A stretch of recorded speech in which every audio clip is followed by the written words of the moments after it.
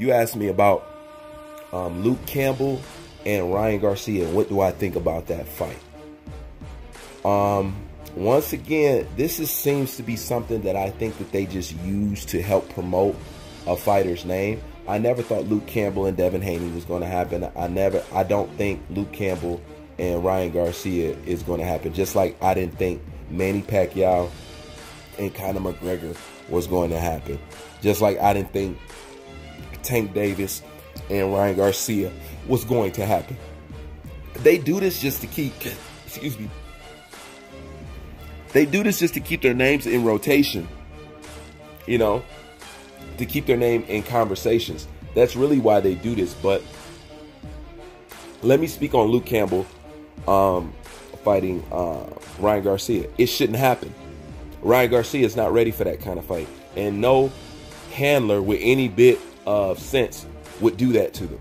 You know what I'm saying? Like, no. That's too much for Ryan Garcia right now. That's a quantum leap. You know what I'm saying? They haven't even properly stepped him up yet. That's how you know that him and Luke Campbell is not going to happen.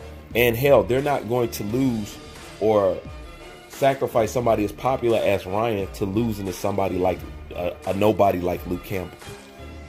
And I don't mean that to be rude. I'm just talking about as far as, you know, tickets and stuff. You know what I'm saying? A nobody like Luke Campbell. They're not going to do that. They're not going to damage their top product for Luke Campbell. You know, so that ain't going to happen. But let's entertain it and let's say that something like this fight does happen. Well, it makes somebody look bad. The same way Luke Campbell fighting Devin Haney is looking bad.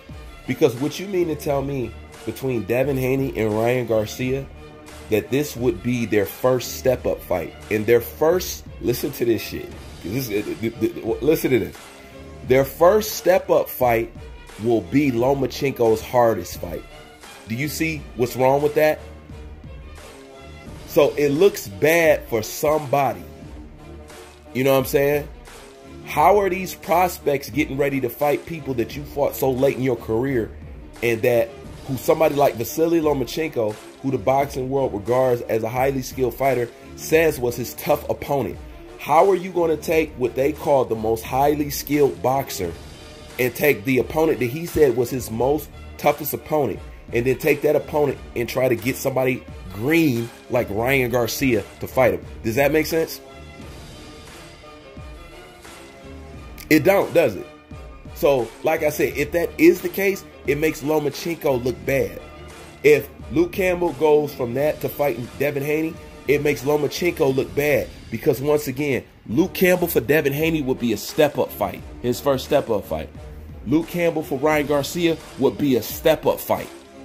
You know what I'm saying? So why somebody who's coming out of prospect status, stepping into contender status, why would you give them somebody like Luke Campbell, who Vasily Lomachenko, high-tech, the Matrix, regarded as one of his toughest fights? That makes somebody look weird.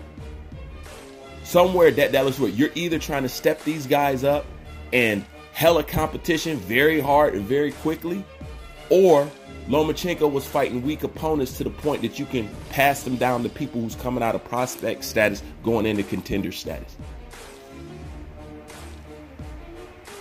Now, I know you didn't see that coming, and I know that fucked you up. But all that makes sense. All that makes sense. How could you throw Luke Campbell at a Ryan Garcia, but at the same time claim Lomachenko is pound for pound one of the best? Or this, that, and the third. So what does he look like fighting Lomachenko's toughest fight as a come-up fight? Right, it looks fucking weird when somebody puts it like that. That's why I say these fights are just made to just, you know, keep their names in circulation. It's not really to be taken seriously. Just like Bud Crawford was going to fight who?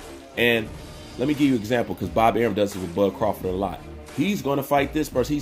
He tells you that just to get you passive, so you won't keep bitching at Bob Arum. Why you ain't getting Crawford fights? Why you ain't getting Crawford fights? He'll tell you he'll have this big fight for him and this fight for him, and watch, Crawford's going to end up fighting for what casual fans would call another nobody.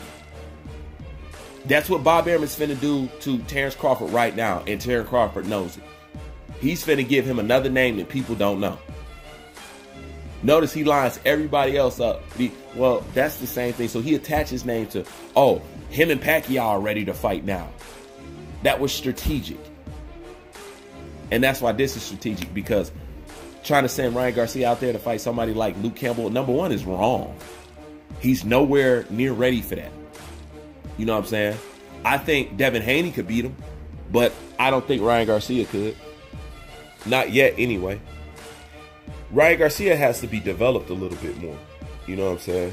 And please notice, if he wasn't going to take or fight Luke Campbell, you're not going to, especially for me, you're not going to hear people calling him a ducker and this, that, and third. They're not going to say that.